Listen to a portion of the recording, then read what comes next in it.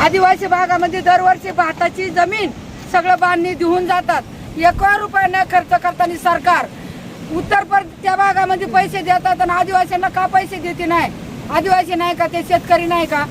मग मला एवढंच म्हणायचे, कुठल्याही पक्षाचे लोक असू दे, कुठल्याही पक्ष असू दे, त्यांनी सगळ्यांना सामान्य हक्क द्यायला पाहिजे. तिकडे पूरग्रस्त झाली पण धरणं आमच्या भागामध्ये आहे, आदिवासी लोकांना प्यायला पाणी नाही. आता ढगफुटी झाली आमच्या भागामध्ये तरी रुपया सुद्धा खर्च करते नाही. मग आमच्या लोकांनी आता मोर्चा करावा का? तुमची मूळ मागणी काय मग आता सरकार? शेतकऱ्याची जेवढींची जमीन गेले त्यांचं बांध घालून द्यावा आणि त्यांची जमीन नीट करून द्यावा सरकारने. आता पिकं लावता येतील का तुम्हाला? एका रोप नाही, एका शेतकऱ्याचं रोप नाही. त्यांनी खायचं काय आणि लावायचं भात जमीन आहे, दुसरं करायचं काय शेतकऱ्यांनी? या ठिकाणी निकम साहेब या ठिकाणी भेट द्यायला आलेले आहे. त्यांनी प्रत्यक्ष पाहणी केली होती. 2 वर्षापूर्वी ते या ठिकाणी आले होते.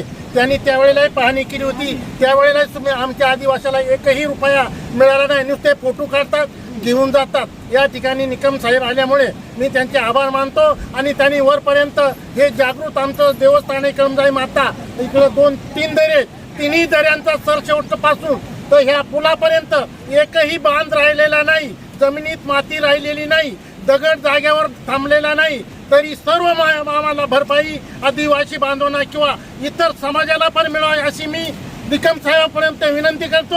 आणि निकम साहेबांनी हा आवाज वरपर्यंत वाढवा अशी मी त्यांना विनंती करतो. रस्ता पूल पडलेला आहे, त्या ठिकाणी शेत ठाकर वस्ती आहे, पळणवाडी आहे, बोरडवाडी आहे, कळंजाईची वाडी 4 वस्ती आहेत. त्या ठिकाणी रस्ता नाही. त्याचप्रमाणे भोजनीवाडी आहे, तिकडे पण जायला हाच रस्ता आहे. तरी निकम साहेबांनी या ठिकाणी येऊन समक्ष पाहणी केलेली आहे. तरी हा रस्ता ताबडतोब दुरुस्त व्हावा. आणि फदरवाडी पाशी पण भयंकर नुकसान झालेले आहे.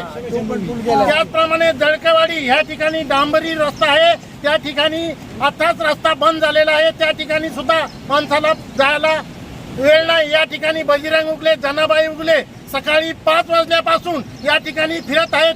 त्या ठिकाणी बोरडवाडी, फदलवाडी आणि उगलेवाडीचे ग्रामस्थ त्यांच्या समेत आहेत. या ठिकाणी आता बराचसा समाज आहे.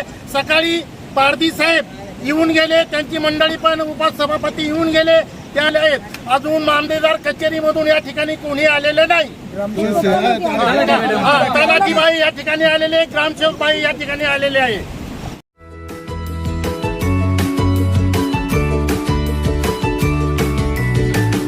बातम्या शेतीच्या, बातम्या मातीच्या, बातम्या अन्यायाच्या, गुन्हेगारीच्या,